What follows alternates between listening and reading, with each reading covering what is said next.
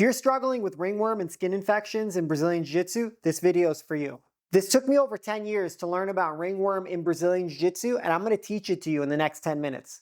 So when I first started Brazilian Jiu Jitsu, I was around 18, 19 years old. And in my second year of Jiu Jitsu, I got ringworm for the first time. I'm also colorblind, so I didn't see it. And I shaved it with a razor, and it spread all over my neck because the ringworm was on my face, and then it spread all over my neck. So I had never seen it before. I'd never heard of it. So I didn't even know what it was. And I had a few wrestler buddies that told me to put bleach on it. So I bleached it, and it burnt my skin, and I had a scar there for many years. Throughout the years after that infection, I started to get it more often. One of my coaches used to laugh. He says, if there's anybody with ringworm in a 5-mile radius, Rome's gonna get it. So I started to get it more often, and I didn't really understand what was going on. So I went to a dermatologist, and they would give me Lamisil, or they would give me oral antifungals, and then some sort of creams, and it just kept coming back. I used to get it a lot when I was a blue and purple belt. And I didn't think it was from the dirtiness of the mats because the mats were always clean before and after training.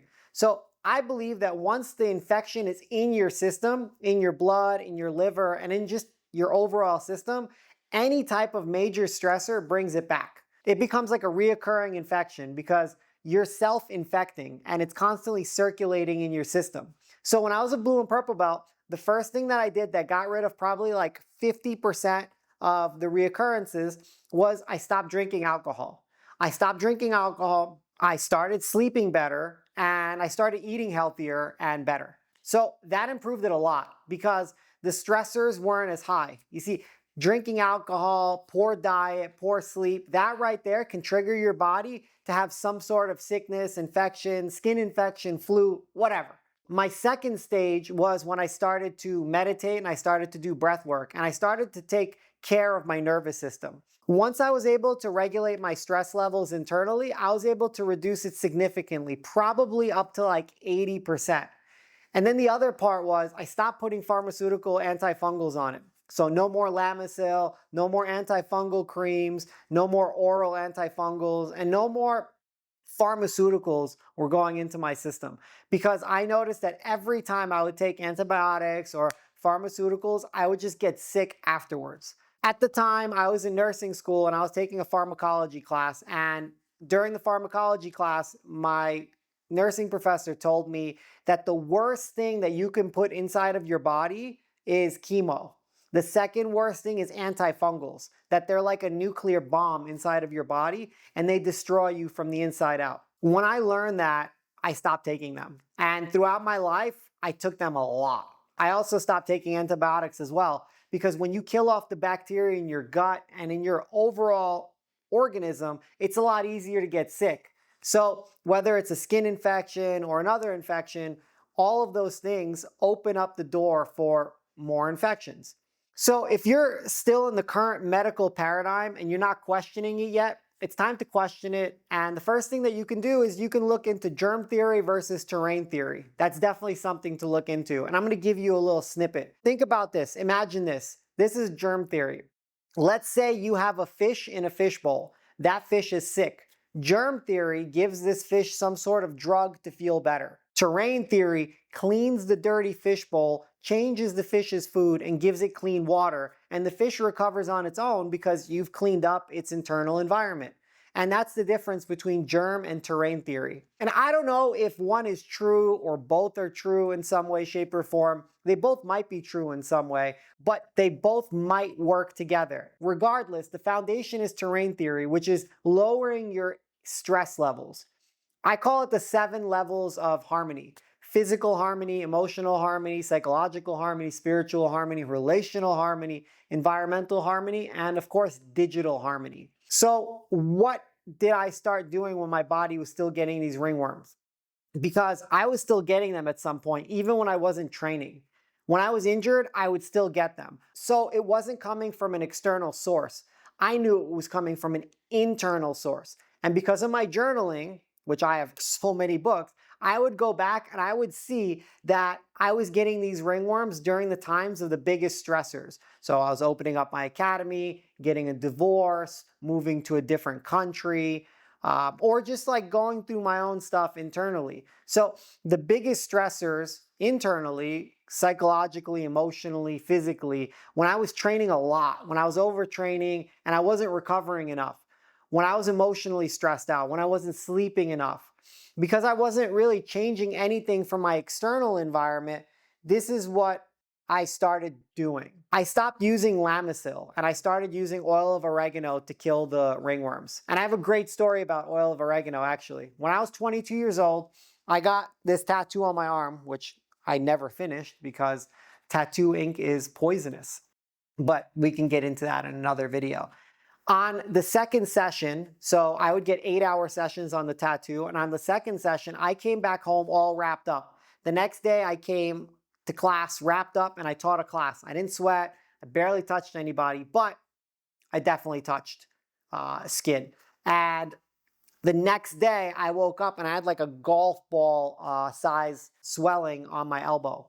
I didn't know what it was, so I went to the hospital and they said it was a MRSA infection, which is a methicillin-resistant staph infection. And they told me I needed antibiotics. But just 2 months before that, I told myself, I'm not taking antibiotics anymore. I've taken hundreds of doses of antibiotics from childhood to that point, and it really messed me up. So I told them, you know what? I'll figure it out on my own. And they told me that you're gonna die or lose your arm. But because I was already working in the hospital setting, I knew that they didn't know what they were talking about in terms of the prediction. So I said, okay. So I went home and I started doing research. I was already studying holistic nutrition and naturopathic medicine at that time. And I found oil of oregano and I started taking it. I didn't even know how to properly take it. I was putting it on my skin and taking it orally.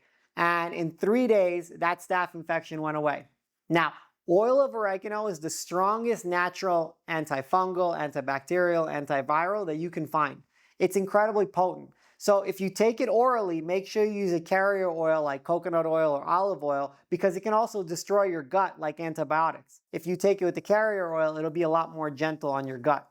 The next thing I did was I started taking Dr. Stern's Resilient formula and Dr. Stern's probiotic formula. The Resilient formula was to strengthen my immune system and to give myself some sort of external supplemental support.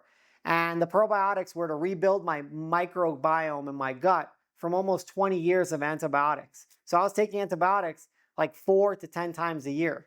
And it helped. It helped a lot.